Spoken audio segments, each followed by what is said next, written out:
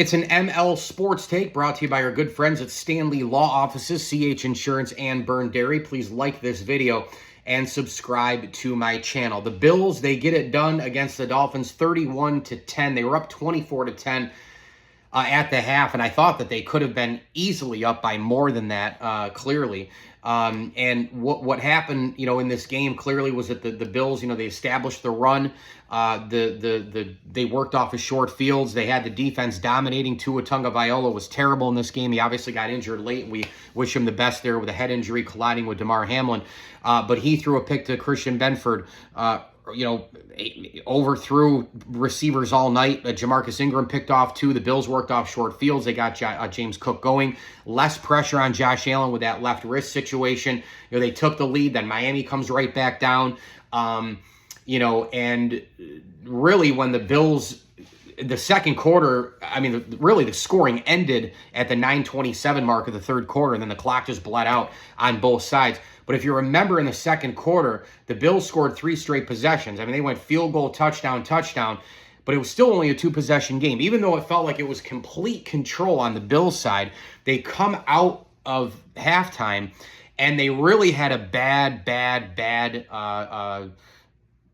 offensive set. It was terrible. They got forced off the field. It was an opportunity where if they got that classic Josh Allen drive, maybe, 10-play, 75-yard, touchdown over, 7 minutes, that would have definitely put away in Miami. As it turns out, Miami got a little bit of new life there. You're like, okay, well, they're home. Maybe if they hit one play, that's what that offense, you hit one play, Waddle Hill, and all of a sudden they're back in at one-possession game. No, Bills pressure. A.J. Epinesa was a big part of it as well. They pressure Tua. He tries to throw it away. Jamarcus Ingram picks it along the sidelines, and he returns it, and that was all she wrote. That was 31-10, but it was a 2-possession game where the offense stalled big time when the Bills had momentum going into halftime. That was a big moment of the game, and Ingram picked off that pass and took it in, and that was it. So, again, offensively, James Cook was great. They want to establish that, take the pressure off Allen. Allen only had 6 passes in the second half.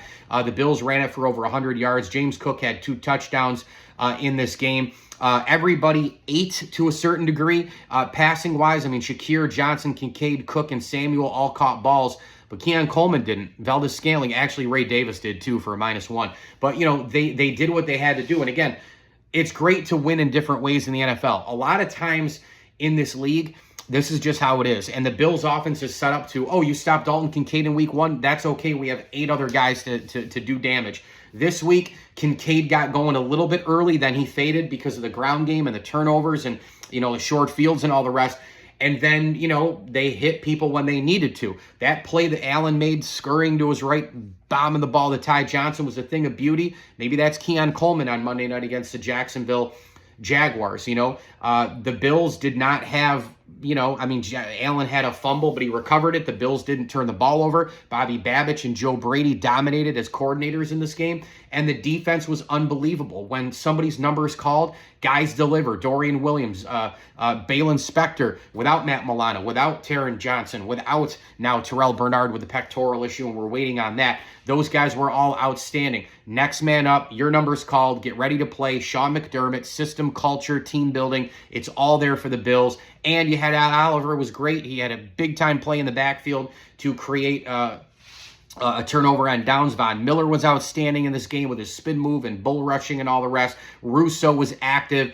So the defense as a whole was terrific. They had multiple picks on Tua. Tyreek Hill was shut down. Jalen Waddle was shut down. They had 65 total yards in this game. So the Bills were terrific. The Bills got it done. The Bills won on the road. They have Miami's number, and now you have basically a mini bye. You got all the way, you probably got home at 3:34 in the morning, but you're in your own beds Friday morning. You go all the way Friday, Saturday, Sunday, Monday, Tuesday, Wednesday, Thursday, Friday, Saturday, Sunday, Monday in Orchard Park, where you host the Jacksonville Jaguars on Monday Night Football. So this really worked out well. You don't have to think about a loss for a week and a half. You can think about a win. You're at home. You get rested. I'm assuming they'll get a day and a half off or more. This was the best case scenario possible, but now the schedule gets absolutely brutal. Home for the Jags, at Ravens, at Texans, at Jets. Then you go home for the Titans, back out to Seattle, home for Miami again, Colts on the road, Chiefs, and then at home, and then a bye week. So this schedule starts, woo! So it's great that you win the first two. You hope you can get Monday Night Football, and then maybe Baltimore, Houston, Jets in that area. You go 2-1.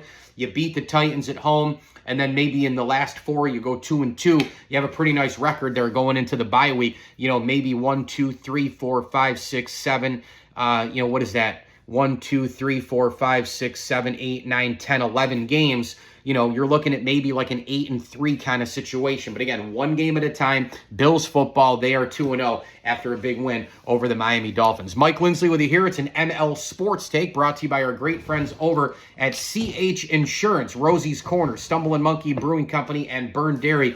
Go grab a deli sandwich today and gas up your vehicle at Burn Dairy. And a tip of the cap thank you to friends of the program as well, Ed and Chris Duty, Dan Reynolds, the Swan, Whitaker, and Gutierrez families, as well as Scott Carey, Craig, and Jeanette Elwood. As I always tell you, enjoy the games.